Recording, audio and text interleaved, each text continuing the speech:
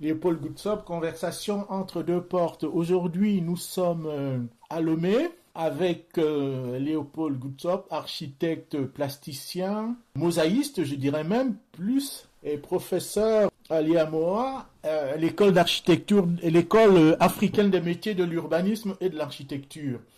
Bonjour Léopold, comment vas-tu? Oui, bonjour Julien, merci, j'espère que tu te portes bien. Bah écoute, ça va, ça va. Alors, pour commencer un peu notre conversation, quand même, moi j'avais une question à te poser. Comment devient-on mosaïste quand on est un enfant d'Afrique vivant à Lomé dans l'espace de la création mondiale? Ça, j'ai l'impression que ça fait une curiosité quand même. Vous devez pas être nombreux en Afrique des mosaïstes contemporains. Effectivement, c'est vrai que c'est une technique, si on la retrace, on va la retrouver par exemple en Afrique du Nord. On va la retrouver dans l'Empire byzantine, dans l'Empire romain, et aussi beaucoup dans la zone soviétique.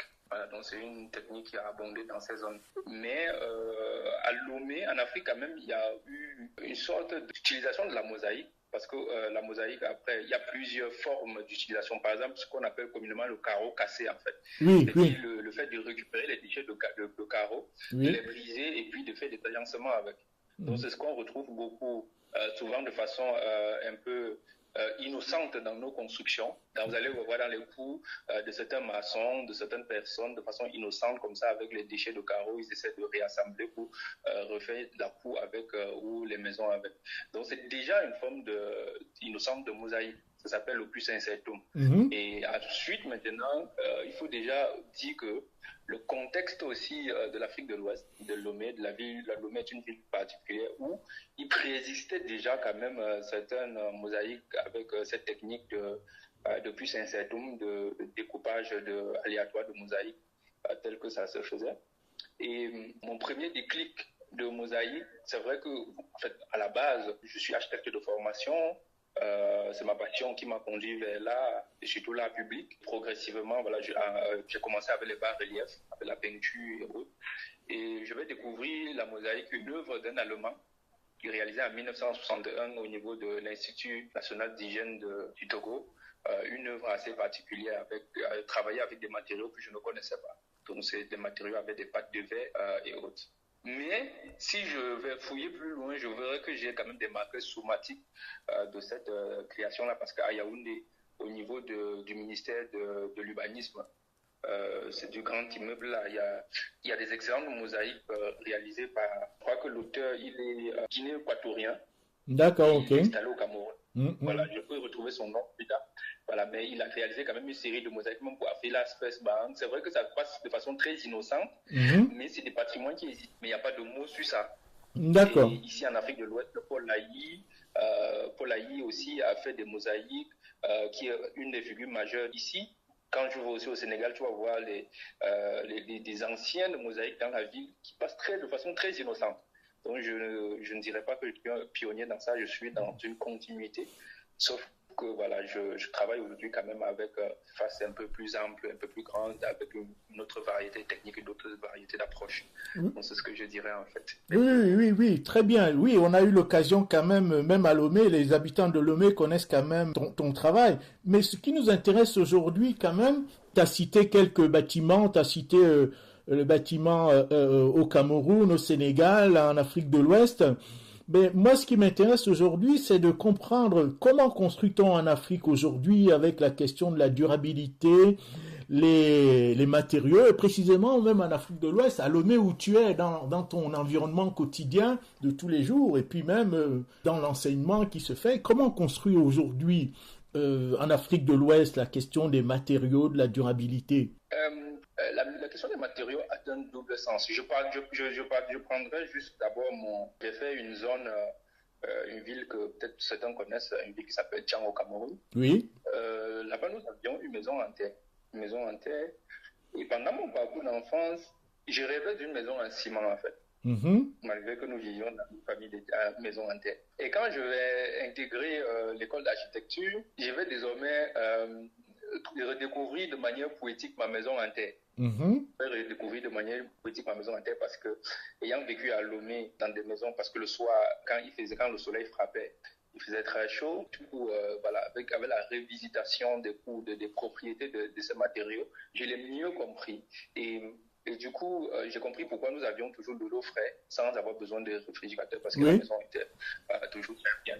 Mais aussi, il y avait aussi quand même une certaine précarité liée à ce matériau-là qui s'effritait, qui créait des trucs, un certain nombre de problématiques, donc qui avait cette fragilité en fait de la construction que nous avions.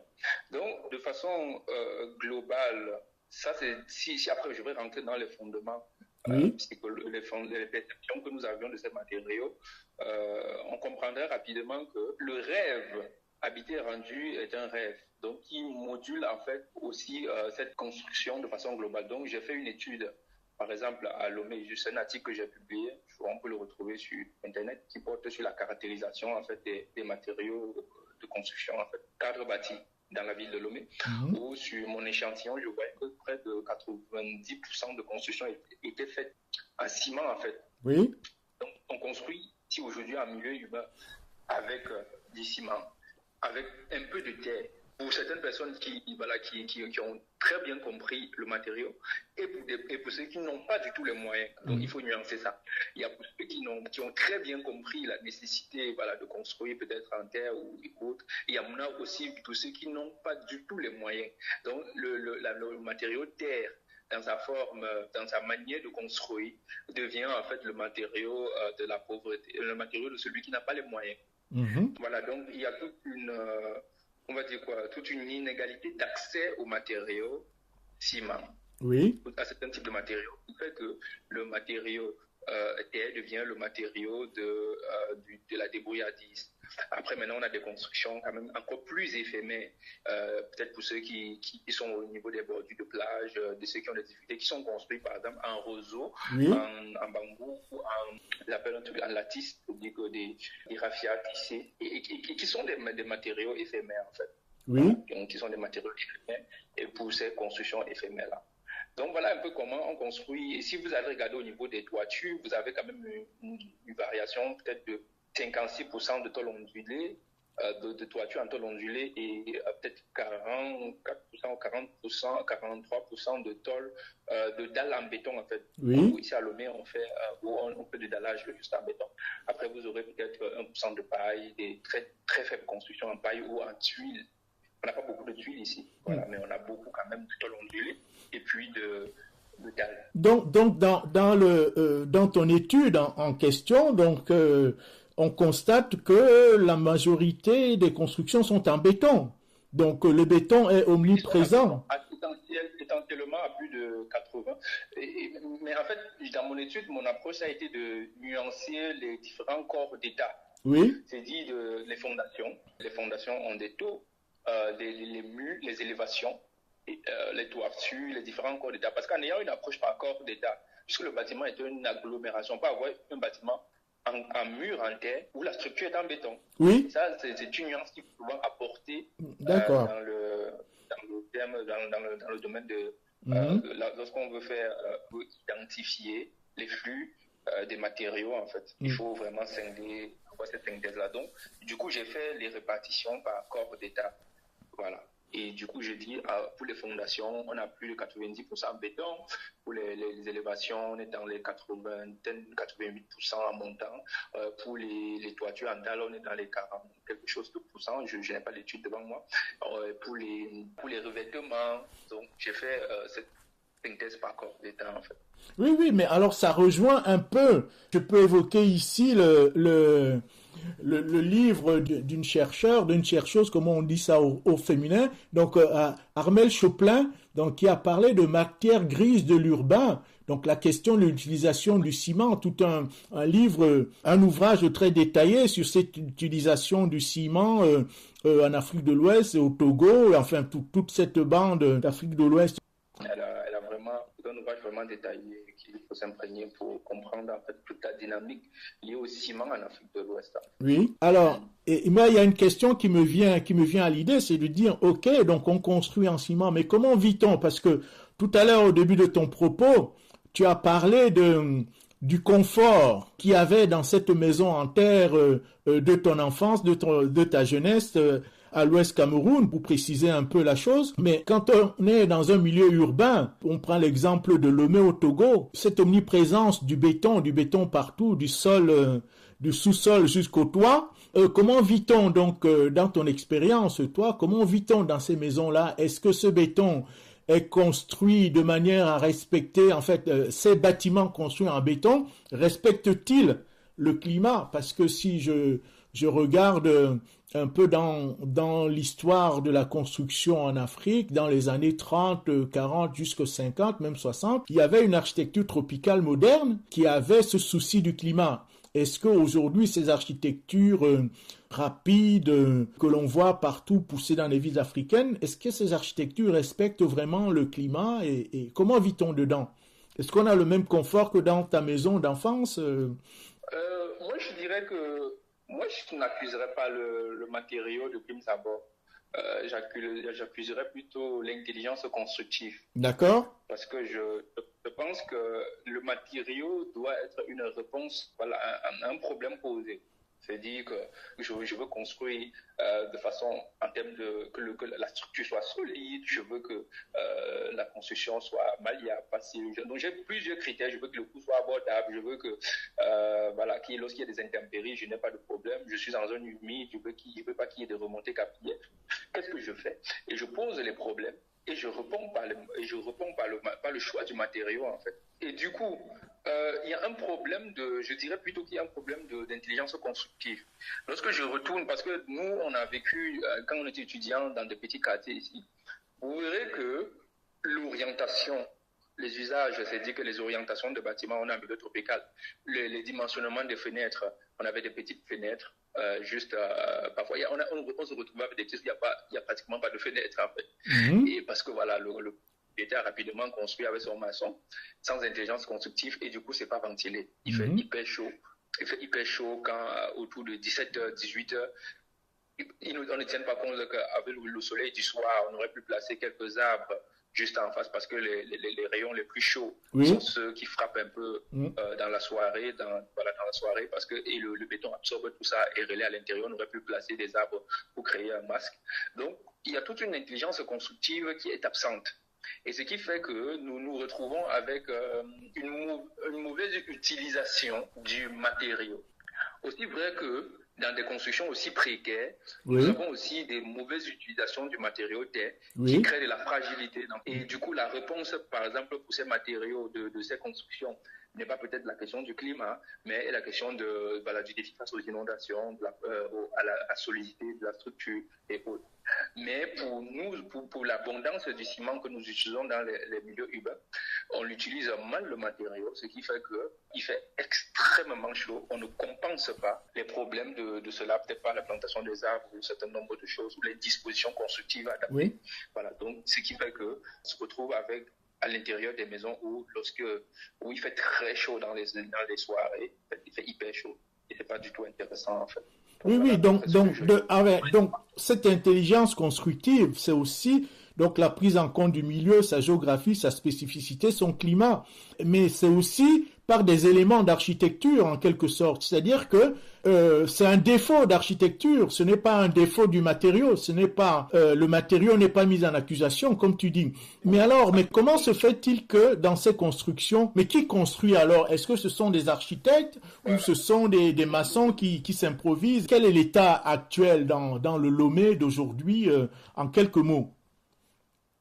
Non, mais s'il faudrait, j'avance, peut-être, je n'avance pas un chiffre très précis, mais s'il faudrait regarder les constructions, je dirais peut-être que plus de 80 à 90% de constructions sont construites par des non-architectes. Il faut dire la vérité, les architectes sont en nombre de 200, on est à peine 300 dans l'ordre des architectes ici pour une nation de 8 millions d'habitants. Donc du coup, l'architecture est construite par des non-architectes. Mais il y a eu, moi c'est quelque chose c'est un diagnostic que j'ai fait il y a longtemps. On a eu un problème en fait après, je peux dire dans l'après-indépendance et un certain nombre de choses. Les architectes devraient, la première formation, les premières personnes formées, devraient injecter suffisamment de savoir-faire dans on va dire quoi, dans le milieu artisanal, chez les maçons, chez un certain nombre de personnes. Parce que la réalité, c'est que chacun, parce qu'il y a un magnifique article qui a été écrit je crois, par Nia Sorbo, qui parlait de l'obsession d'habiter chez soi. Oui. L'obsession d'habiter chez soi en Afrique, qui fait que nous construisons beaucoup, on s'étale à l'horizontale. L'obsession d'habiter chez soi, donc. Et du coup, parce que ici, sur le Loméen, par exemple, habiter chez soi, en fait, c'est un sentiment de réalisation. On ne conçoit pas habiter éternellement chez quelqu'un. Donc, oui. Aller en location, acheter un appartement, c'est vivre ailleurs. Donc, chacun veut construire chez soi. Et du coup, ça s'étale. Et du coup, parfois, même quitte à avoir juste un peu de moyens, dès qu'on a le lopin, on va construire quelque chose et rester à l'intérieur. Et il ne viendrait pas à l'idée de cette personne de consulter un architecte qui va déjà prendre des honoraires. Et bien sûr, oui. Ils vont construire avec des maçons. Il aurait fallu que dans la formation des maçons, qu'ils puissent avoir au moins des BABA au niveau des dimensionnements des fenêtres. En fait, il aurait fallu qu'on puisse injecter dans la société, chez les constructeurs. Oui, une culture de l'architecture, en quelque sorte, de ce que c'est que l'habiter. La question même anthropologique d'habiter. Est-ce que toi, à ton avis, est-ce que dans la petite discussion qu'on vient d'avoir là, est-ce qu'il y a des choses que tu dirais en conclusion, que moi je n'ai pas évoquées, par exemple, sur le sujet de la question de l'architecture en Afrique, à Lomé, enfin, peu importe. À toi la parole pour conclusion, quoi, de cette petite conversation. Oui, merci beaucoup, Julien. Ce que je dirais par rapport à l'architecture, c'est que, en fait, j'étais encore à Cotonou hier, je regardais tous les projets qui sont en train d'être faits, mais je suis allé aussi dans les sous-quartiers, parce que c'est ça qui m'intéresse. J'ai regardé un peu, j'ai observé, et je vois les mêmes problématiques que nous avons à Lomé, que nous avons à Douala, que nous avons, je ne sais pas, à Abidjan, et tout, surtout dans les quartiers un peu reculés et au-delà. Voilà, qui sont construits. Quand on observe bien la matérialité de ces constructions, c'est les mêmes matériaux, c'est du ciment, c'est de la tôle ondulée, qui sont des matériaux industriels modernes. Et c'est des carrelages au sol, c'est du cimentage. Mais les agencements de ces matériaux posent un problème. Il aurait juste fallu qu'on puisse, de façon intentionnelle, injecter un peu de savoir-faire à l'intérieur de ces architectures-là, pour que même si on avait des architectures modestes, on aurait quand même eu de très belles espaces et des espaces où les gens pouvaient vivre décemment. Décemment, oui. Et donc c'est là où j'appelle à ce décloisonnement du métier de l'architecte.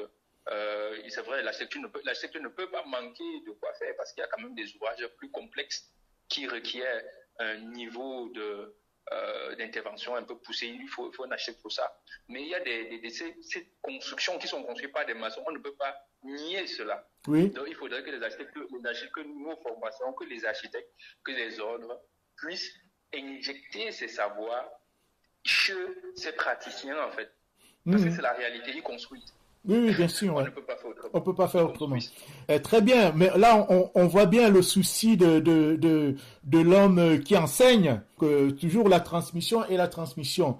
Merci beaucoup, oui. Léopold. Nous étions à Lomé, conversation entre deux portes. Léopold Gutzop, architecte et plasticien mosaïste. Merci. Merci beaucoup, Julien.